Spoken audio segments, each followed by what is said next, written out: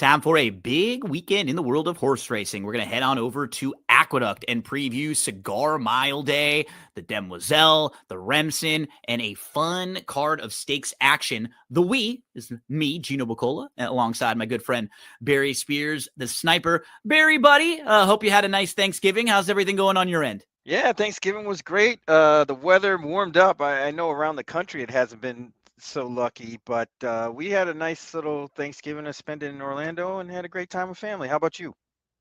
Same over here. No complaints at all. Didn't have to go too far in Southern California. And it's that fun time of the year now where Gulfstream Park is opening back up. We just saw them race last week in the championship meet. We've got big racing at Aqueduct this weekend, Fairgrounds opening up, Turfway Park opening up with some huge prices, big racing action, and we're leading into Santa Anita just a few weeks away on that traditional opening day after Christmas. So a lot of fun right now in the racing world. For this video, we are going to be previewing Aqueduct for Saturday. We're going to go through the graded stakes races. Actually, the stakes races. We're going to go through race 3, which is the Demoiselle. We'll take a quick look at the Elite Power in the 5th, and then we'll hit that late pick 4, races 8, 9, 10, and 11, a couple New York Stallion Series races, and the Remsen and the Cigar Mile all in the mix. And what's nice is right now, you can actually get involved over at ExpressBet. They have feeders leading you into Cigar Mile Day. So if you're listening to this or watching this on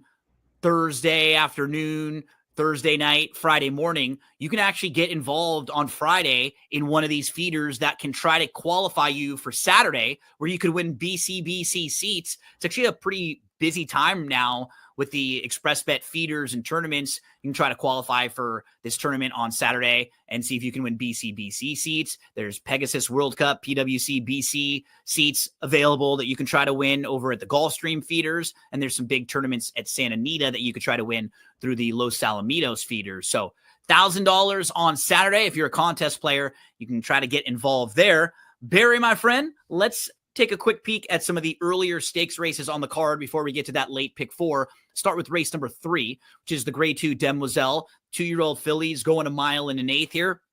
I think from a starting point, Zany, 6-5, Pletcher, Rapoli, Irad, very lethal team when you talk about connections.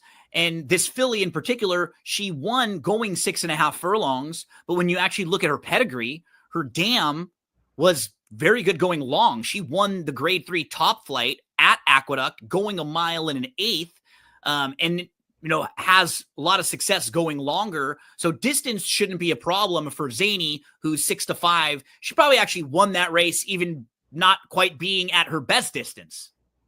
Yeah, that's certainly possible, but I mean, 6-5 on a horse.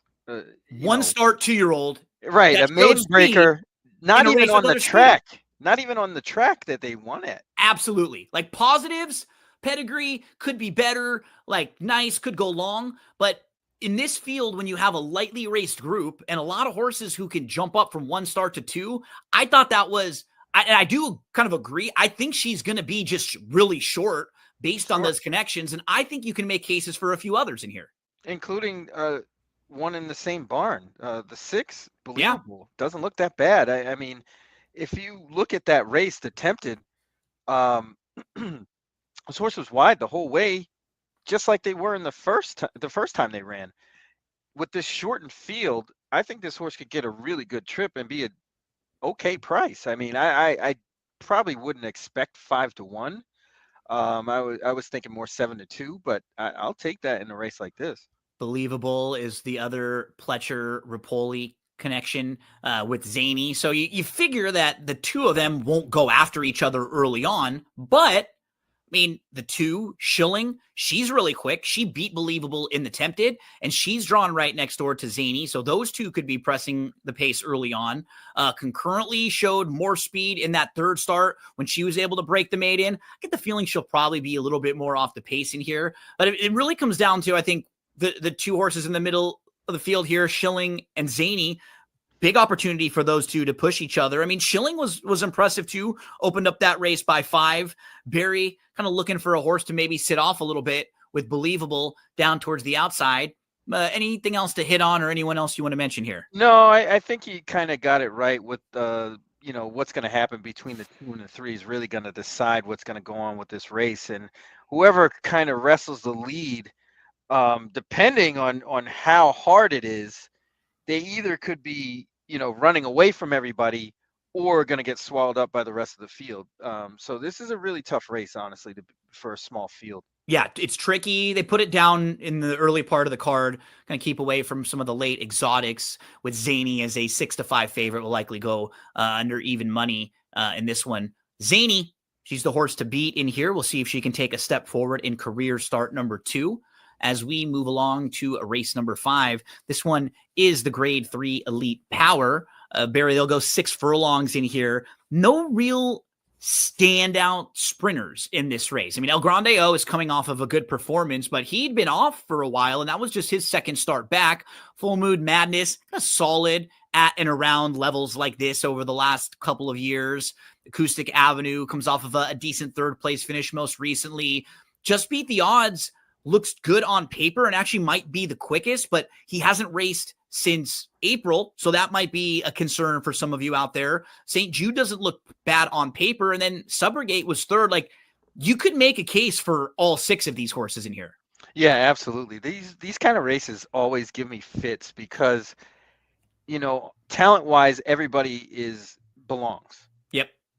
But what kind of trip is everybody going to get? And that's really hard to do when there's a short field. Playing cat and mouse games, like, for example, I think El Grande O is probably the horse to beat, obviously 9-5 on the morning line as well. So does the morning line maker, but being stuck on the rail isn't advantageous to that horse at all. And 6 furlongs while he won, that might be a little short for him. Short, right. That was the other question mark, is the distance might be a little bit too short. That being said, this horse could get pressed and pinned on the rail by Just Beat the Odds, and then you'll have horses like, who I kind of fancy a little bit, is the 6 Subrogate, who could get a really, really good trip. This is definitely a class test for this horse, but I think they can pass it. He got really good middle of 2024, and he wins optional 80. He goes into the Grade 1 Vanderbilt, only 3-1 that day, doesn't really fire in the Vanderbilt, and is off for a while, from July of 2024 back to May of earlier this year, and shows back up. And since May, he's been pretty solid. Like, can't really knock much of the form. You see 2 good races in May and June, then a couple months off, shows back up in November, needs the race a little bit, down on the inside on November 2nd. And then that's a pretty good third place finish last time out on November the 22nd. So you look at the body of work, and it's pretty solid. For him, I think it'll just come down to the trip as well, because he's not that fast early. He's the one that's going to sit off, and that will capitalize if things heat up early on here. Yeah, and I think it might be able to. I mean, unless they just let El Grande O kind of go, I think it might get a little bit hot up front. So, even horses like St. Jude might have a shot, if things shake out the right way. But this is another one. Small field, very tough to figure out how this race is going to be run. I'd say there's a small knock on El Grande O, but this is a really tough race to figure.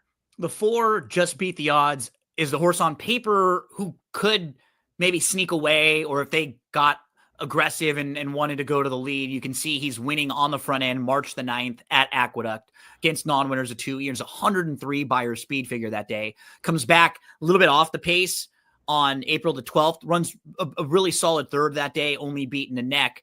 When you look at the barn, the Sacco barn, they've actually been very good through the years, coming off of long layoffs like this.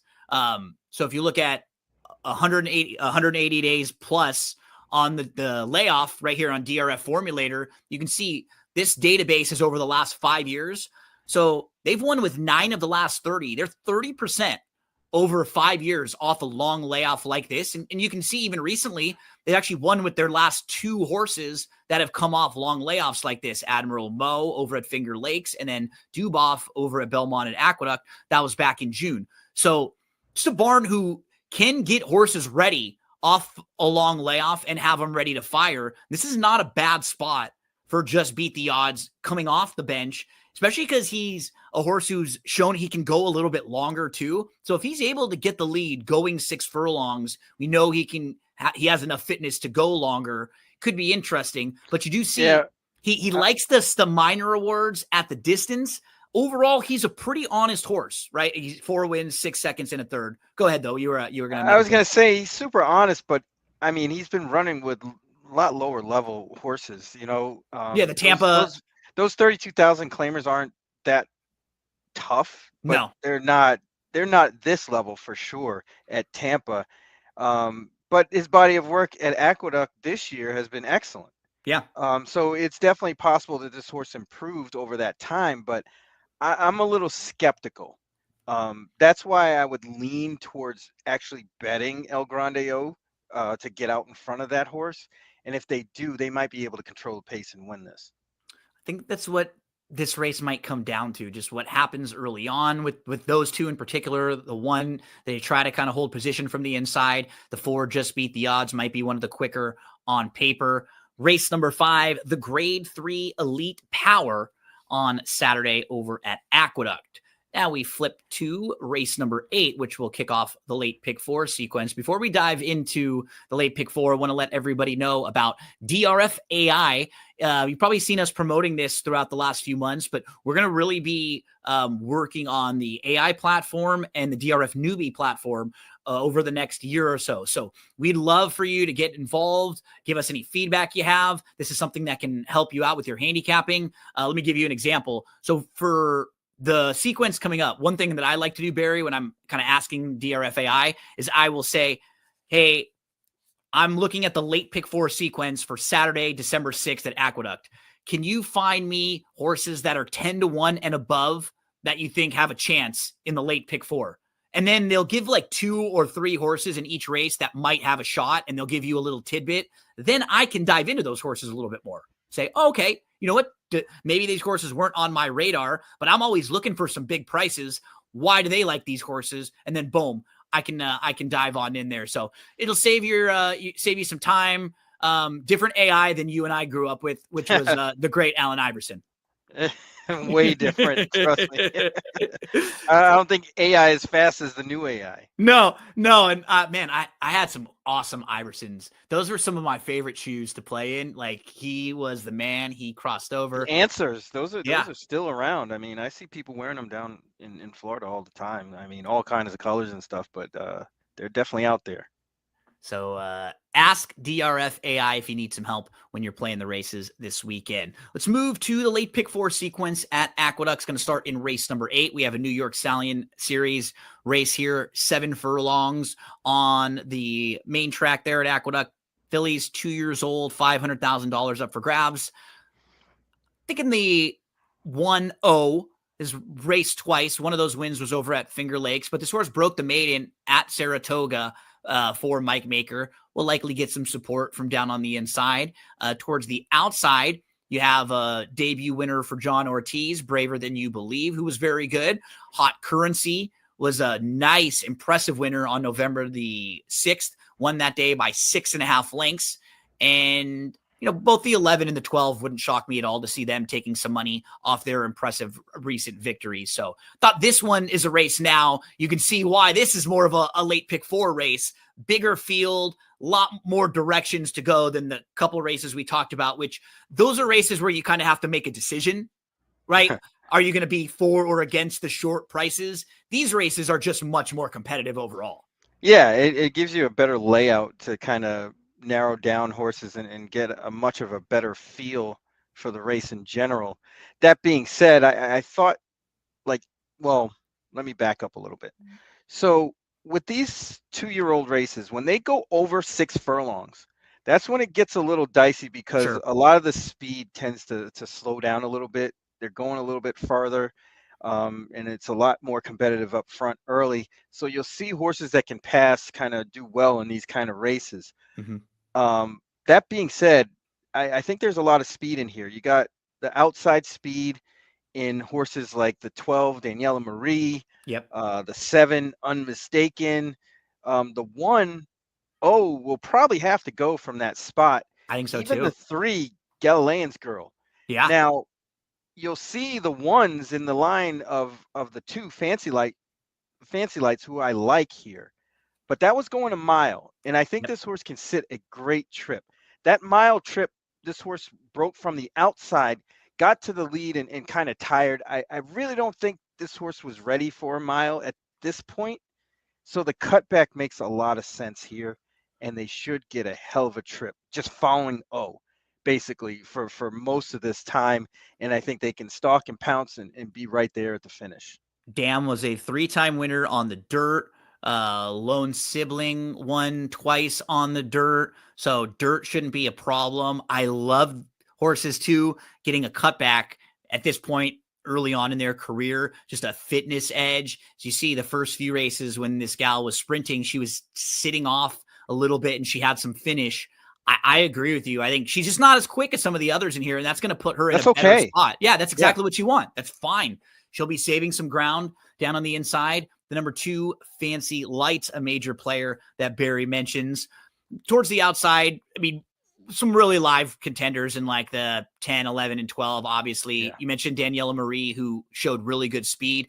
I think I prefer both the 10 and the 11, though, because what you were just talking about, the way that they won their races, the types of trips they could sit. I'm like the 11, she's country, just what you were talking about with the 2. She's going to be maybe a little bit more out wide, so she could have a tougher trip. She's country, but just like what you were talking about with Fancy Lights, she has the ability to sit close. She can finish, and she's getting a cutback in here.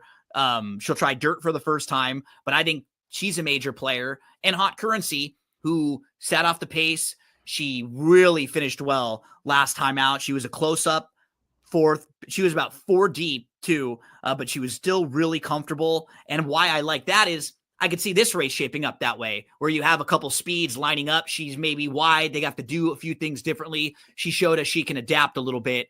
10 and 11, definitely on my radar. Who else in here do you want to mention, or any points on those? The 8, Braver Than You Believe. Yeah. Quick turnaround. Ran on November.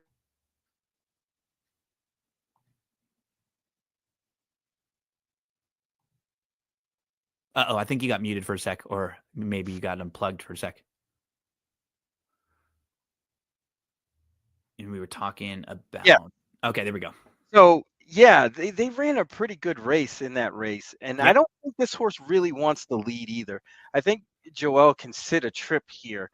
A little bit of a stretch, but honestly, in this race, the only horses I could see not winning would be the 4, 5, and the 3, 4, and 5. Those are the only horses that I really don't think have a chance. I agree. Everybody else kind of has a shot depending on Yeah. what they get.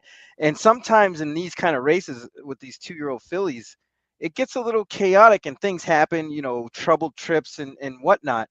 Horses like Braver Than You Believe, who kind of have a little bit of upside, I think, especially the confidence of the trainer coming into this race, and then going to Joel Rosario for the mount, which is kind of one of their go-to riders.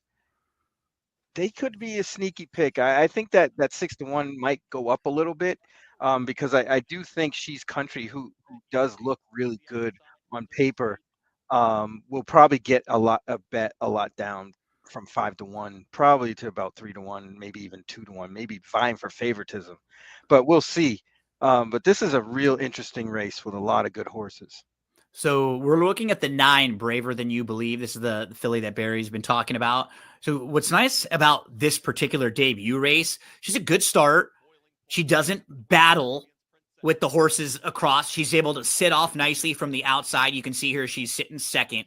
And what I really liked is she's going to move to the lead here and in just a moment. And what she's going to have to do also is she's going to have to deal with a horse to her outside. So, right, she doesn't just get an easy move to the lead. She's got to put away the speed, and then she gets a challenge of the 4-5 favorite who tips out, and she's got to deal with her. I think she learned a lot in this race. Sitting, stalking, pouncing, you get that challenge from your outside, then you got to show another gear and, put this horse away and hold on. I thought this was very nice, kind of professional race for a horse running first time out of the box on a sloppy racetrack. That's not easy.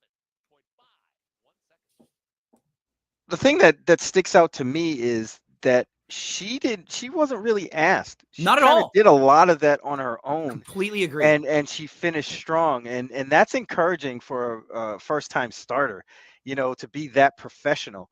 Um, Again, she's real interesting in this spot for me. Yeah. Braver than you believe. I was hoping we were going to get from the damn 100 Acre Wood that we were going to get some cool, like Winnie the Pooh references. Good We got Pot of names. Honey. We got Pot of Honey. We didn't get like a Pooh or like a Tigger, an Eeyore or something like that over here. Maybe some of the future ones for Braver Than You Believe. But a tricky race to start Lake Pick for sequences. A lot of horses, that we've mentioned already. Daniela Marie, the 12, she's going to be really quick, but this is not going to be an easy spot for her with some other speeds.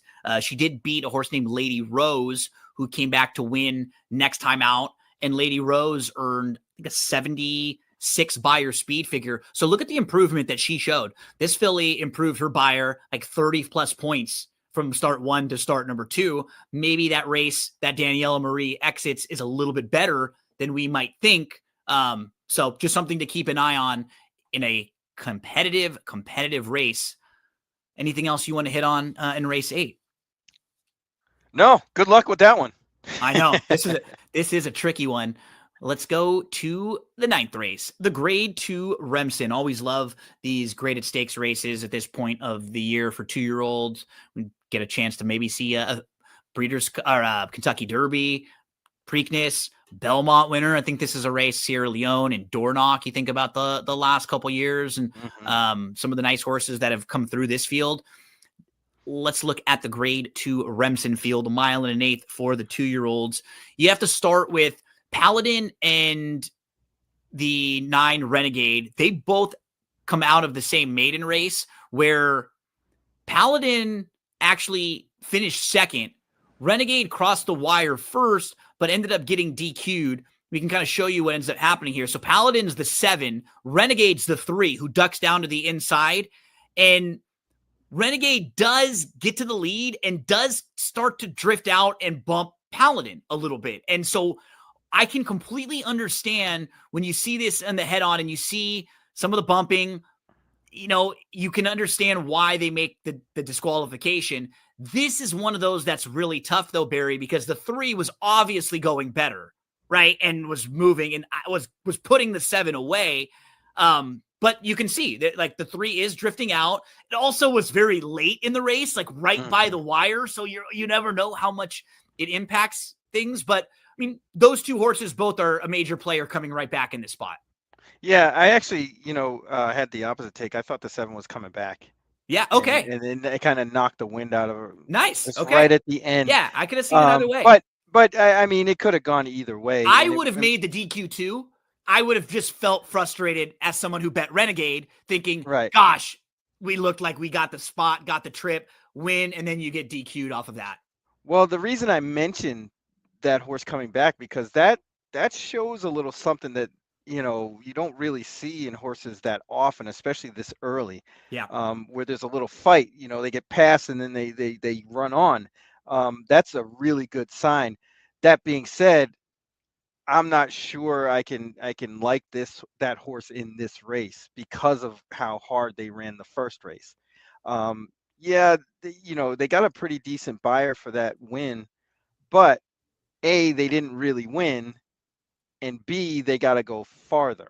Yep, and a bigger field, more pace. Yeah, 3-1 seems like a price that I wouldn't want to take on a horse like this, even though they do have the talent. I think they need more seasoning. There's a couple monster pedigrees in this race. Paladin was a horse that was purchased for $1.9 million. How about the 6 Courting, who was purchased for $5 million? He is a daughter. He's a son of Cavorting, who was a multiple Grade 1 winner. She won the first 2 starts of her career, and then what's funny, for a while, a lot of her career, she was a sprinter. And basically just like 1-turn miles or a sprinter. You see, when she got really good, she won the test and the priors back to back. And then she was favored in the Breeders' Cup Filly and Mare Sprint. She didn't run all that poorly when she finished 4th in 2015 at Keeneland. But the latter part of her career, she was actually able to stretch out a little bit more, and she even ended up getting a mile and an eighth when it was all said and done. Yeah, she's a really good, talented horse. I can understand why anybody would want to breed to her and get that $5 million. Yeah, and then obviously he's a full sibling to Clairiere. Clairiere, who was one of the better fillies and mares when she was in training. She was always at the tip top of her division. She earned $3.2 million when it was all said and done. She ran a couple big races in the Breeders' Cup Distaff.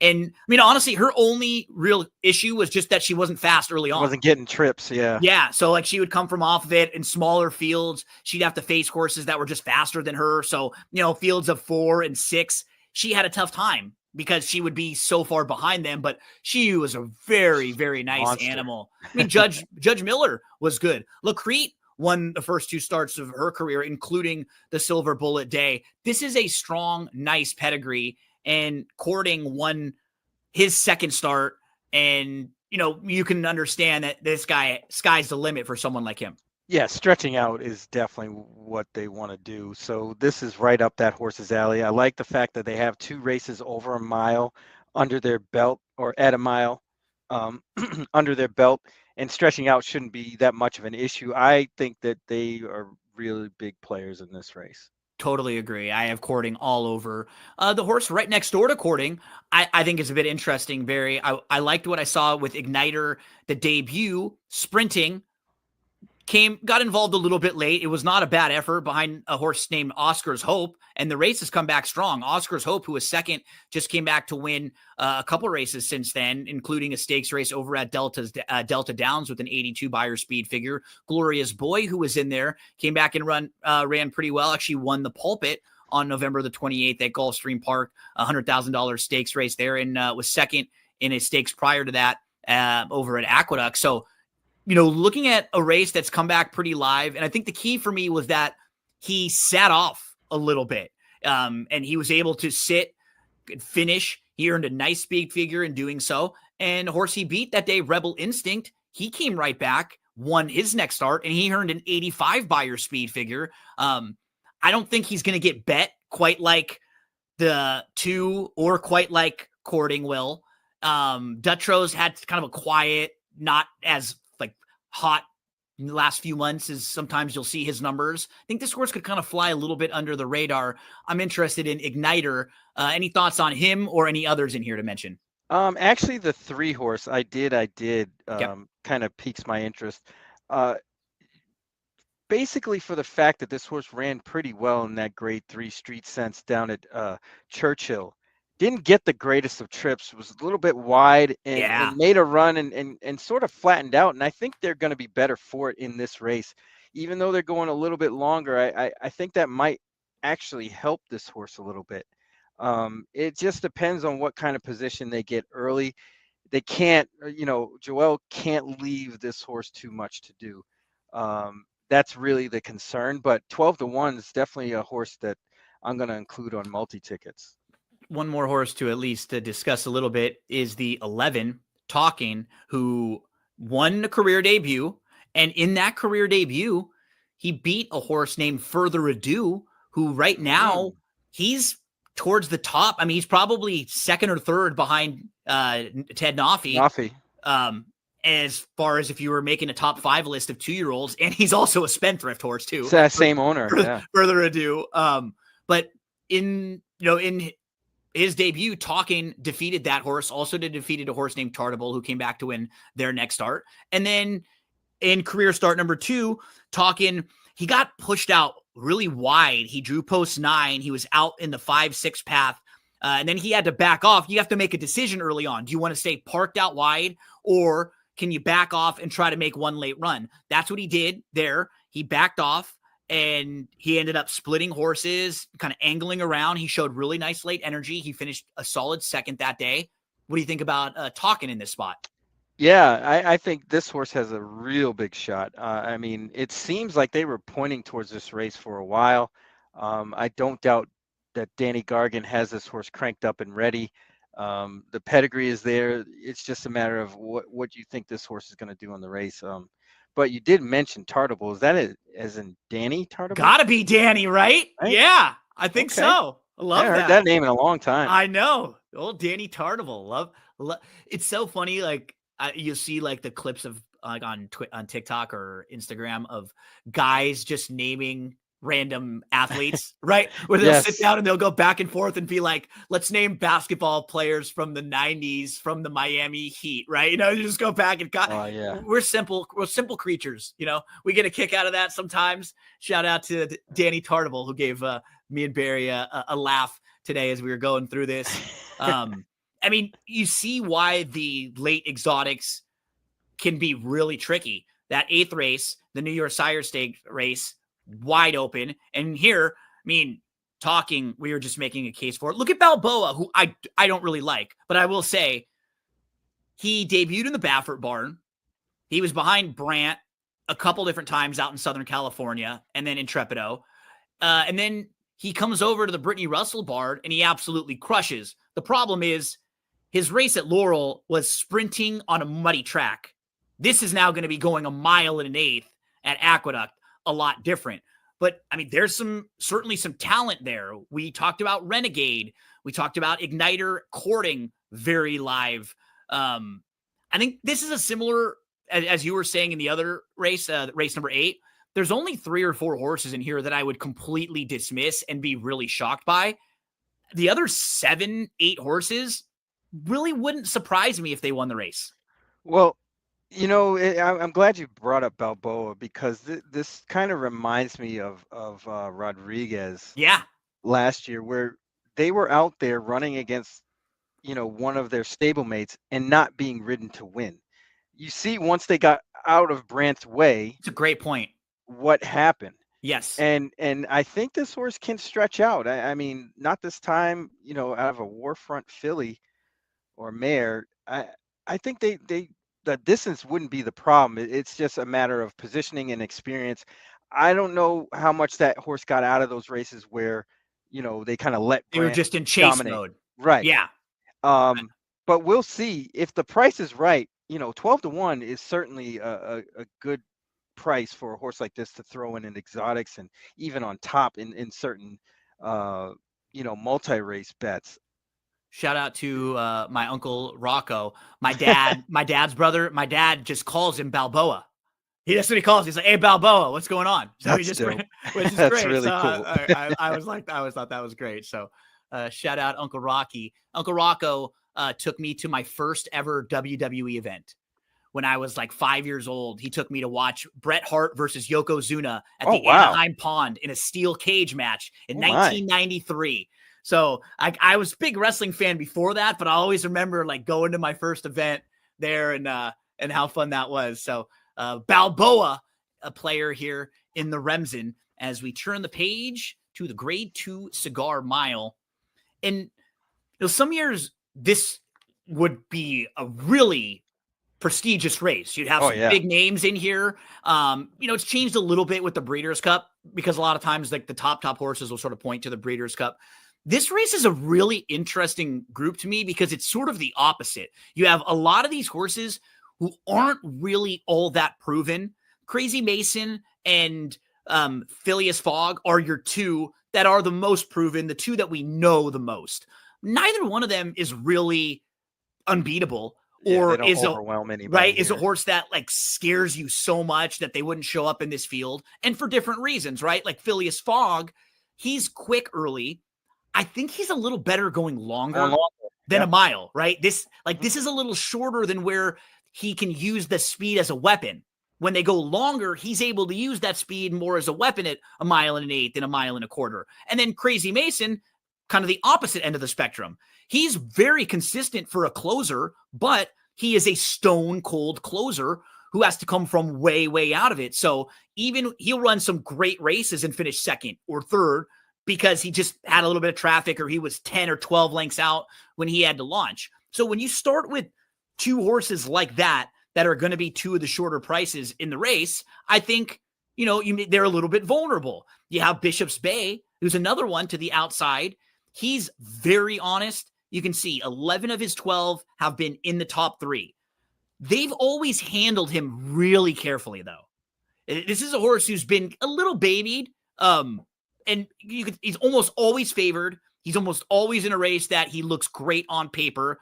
So this is about as tough of spot as we've seen him in, other than the Forego where he was outrun a little bit back in August. So the whole point in setting it up was I respect all three of those horses who will probably be your three betting favorites in here.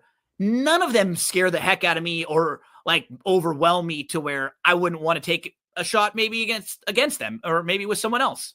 Yeah, it's tough because they do have a lot of class, and you know how even at shorter distances, like Phillies Fog is cutting back, Yep. they still might be better Than because the of the others. fact that they've been running with top-notch competition.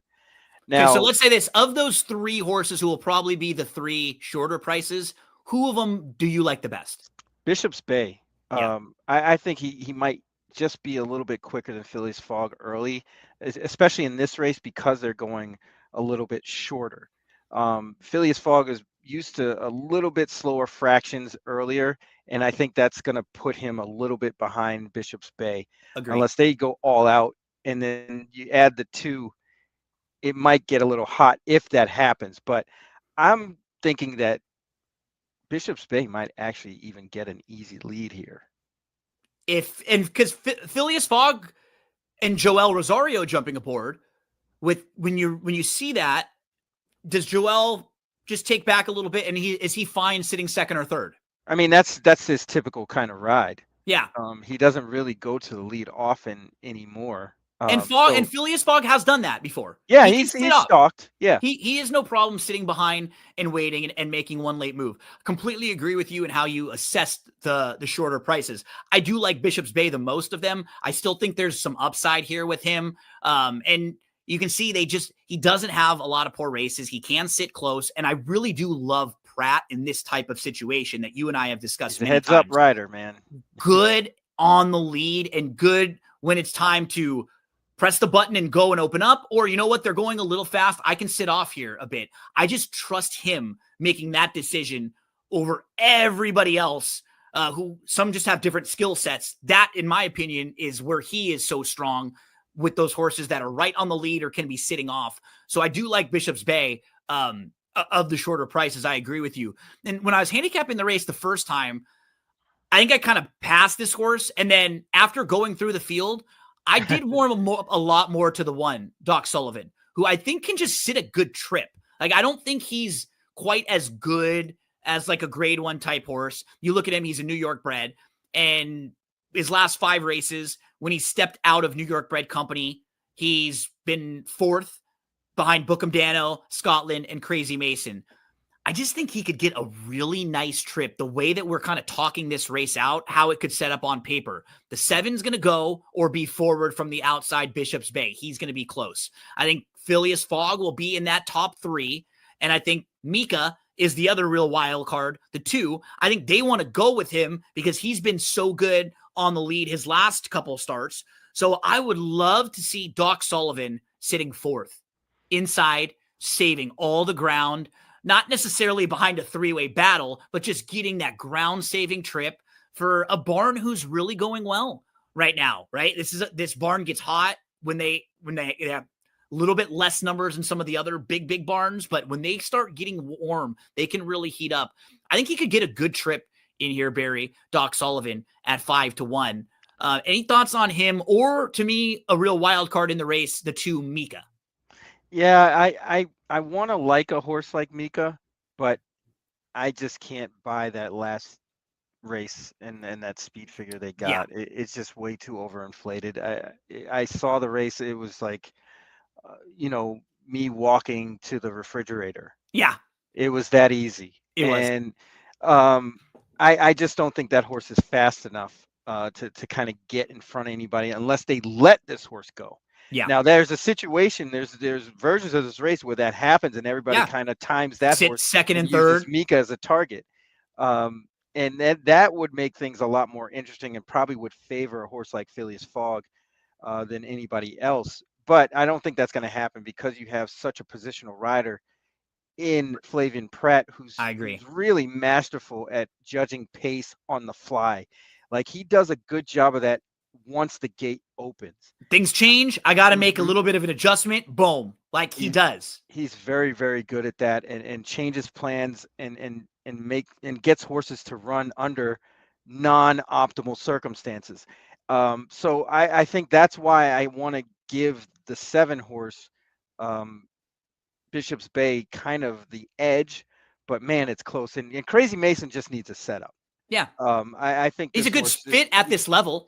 He he just needs the definitely trip. fits. He can win a race like this. He's just not getting the setup that he Yeah. would need in order to win. I know the distance might be a little bit of an equalizer because he kind of finishes strong, but I'm not totally sure he's going to be able to kind of run these horses down. They're way too good. Yeah, and I was kind of trying with Mika too. It's funny because you can look at his form and then go, okay, debuts, sprint race, just put a line right through that one. That was sprinting on the dirt.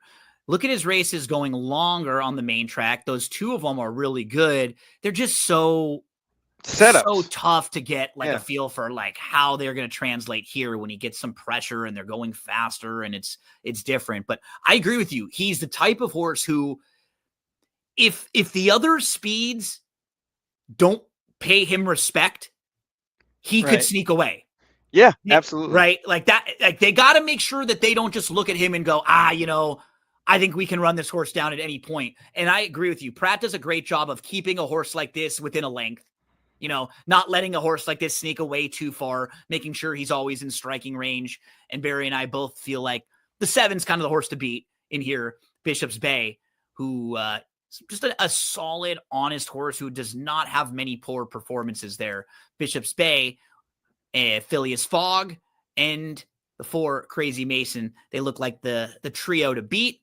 Also gave some endorsement to the 1 Doc Sullivan as a horse who's going to be in the mix in my exotic. So Grade 2 Cigar Mile is going to go as race number 10. Barry, as we turn the page and finish up with the New York Stallion Series for 2-year-olds, talk to us a little bit about the Notorious OTB and Horse Racing Happy Hour and some of the other places where we can find you. Yeah, those are basically the main 2 places you'll see me on the Notorious OTB 5 days a week. We had our long show today, which we had technical difficulties, so I got cut out of the show. But Kaylee from Naira Betts was Nice. on. Shapiro, right? Haley Shapiro, Yep, I think. Kaylee Shapiro with Naira Betts was on with Chase, and they did it for this card, actually, the $100 budget. So it was pretty interesting how she played the card. And then I do SoCal Saturdays on the Horse Racing Happy Hour with Louis Rabeau, the host of Rabeau and Co. on ESPN Louisville. Yeah, we got some good things going on there with Los Al this week. It's definitely a challenge coming up with those races, but getting to know that circuit has been really lucrative. I can definitely say that. Follow along with Barry, and you can check him out there on Notorious OTB and with Louie, always giving you some great information. Let's finish up the Aqueduct Saturday card with the New York Stallion Series, race number 11, 7 furlongs on the dirt for 2-year-olds. In this one, Barry, we have some of the major players kind of talk with. Thought the 7 was a horse who's going to be interesting for Adam Rice coming out of a stakes race. Another horse that's all been turf and will now flip over to the dirt. Irad jumping aboard. David Aragona made him 7-2 on the morning line there. But you look through this field, you see a lot of big prices, a lot of horses who are double-digit odds. Parker Boone, though, was the one who comes in from Parks, wins by 12 over at Parks, and is enlisted as the 8-5 morning line favorite. So from a talking standpoint, we can start with him. Was awesome, crushed. 2 things. When horses do it on the front end, I get a little bit nervous because as soon as they get other speed, are they going to be the same when they have to deal with others? And Parks is one of those tracks where it's not quite as big league of a track as the New York circuit. And we will see horses that dominate over there sometimes. When they move to other tracks, that form will stay at Parks. That's not always, That's just something I'm pointing out. So those are two holes to poke in a horse that will be a pretty short price to end a lot of the exotics on Saturday. Yeah, I mean, it's hard to knock that horse in this race though, It is, because because of that the way that it ended up, who's in it. Because of the fact that this horse is basically the best last race buyer of anybody, and nobody really is that close. and a lot of Maybe the 7, the Spirit of New York. but he's all turf, right? Like, and that's what's hard about this race. Exactly what you're saying. I want to start races like this always poking holes in the short price favorites, right? But you go to the rest of the field, and when you're looking for the viable alternatives in here, what makes it tricky is these horses are either like the 5 has some decent races, but they're all on turf, right? The 7 all on grass. You don't really have horses in here who have really fast dirt races so far. Yeah, and and that being said, a horse that I kind of like a little bit here is the 1 Chummers. Sure. I think the stretch out is the key here last time. They didn't get really a great trip. They didn't get out of the gate very well, and that's kind of a first for this horse. They usually kind of get out of the gate okay, and made the best out of a bad situation in a stake race, no less. I think that sets this horse up very well for a good run here. Hopefully, we can get the the Pratt double. Yeah. I really think it'd be a stretch if we get 12-1 on this horse. I would say less than half that. I would think more 9-2, 5-1 ish. But I'll take that with a horse that seemingly has gotten better. Even though they're going to the dirt, I think that will keep the price a little bit higher than normal. But I think this horse stands a good chance to win. He got just too far back early Yeah. on in his last Yeah, start. just And didn't that's get a good honestly start. that's really all it was. You look in he doesn't need to be that far back at all. The races prior to that in August and in October, he was much more involved in those races early. He was right on the lead in August and then sat off the pace in October. Tries dirt again, 7 And the 1 furlongs. spot forces them to try to get into the race early Just anyway. hold your position a little bit better. You're going to go 3rd start of the form cycle. You get a little bit of a cutback, so there's some fitness there. I had the 1 pick 3rd in here. The 1 will be in all the exotics for me. We did talk about the 7 a little bit, and I think he's a player. I mean, if he transfer that form to the dirt, he fits really well. So I like his style. He looks on paper like the horses you and I were building cases for in the earlier New York Sire Stakes race in race number 8. Yes. Just kind of his resume, right? Where he's been solid on the grass. He can sit just behind. He can pass. Doesn't need the lead. And he's gone a little bit farther now, so he's got some fitness. So I'm not always looking for horses with the same template, but in these 2 particular races, there were horses that just looked very similar and like very appealing on paper if you're trying to go against the favorite. Yeah, I mean, this is not the strongest of favorites, not at all, in the world either. So you definitely have to find alternatives. It's just tough in this race because after you get by, let's say the 1, the 2, and the 7, everybody gets a little blurry. Yeah, you're And having you to could really take a stab. I mean, like the 9 Sunday Boy. Sure. I thought that horse didn't run that poorly up at Saratoga on the dirt. Then they go to the turf, get back to the dirt, run a little bit better. If this horse improves just a little bit, they're right there. Completely At agree. 15-1, the problem is this horse has a terrible habit of breaking poorly. Yep. And he's a little like he's one of those types of horses who he finds a little trouble. Yeah. And I think sometimes horses that are like that, it's because they're not quite as athletic. Like they can't hit the hole that you want to go in that others do. But he had a sneaky trip last time. He got shuffled back about 6-7 lengths off. He finally got some room. He ran on late. He will come running, and you can go race by race with him, and all of it makes sense. The career debut, he ran really well first time out of the box at Saratoga at 20-1 when he finished 2nd. He came back out.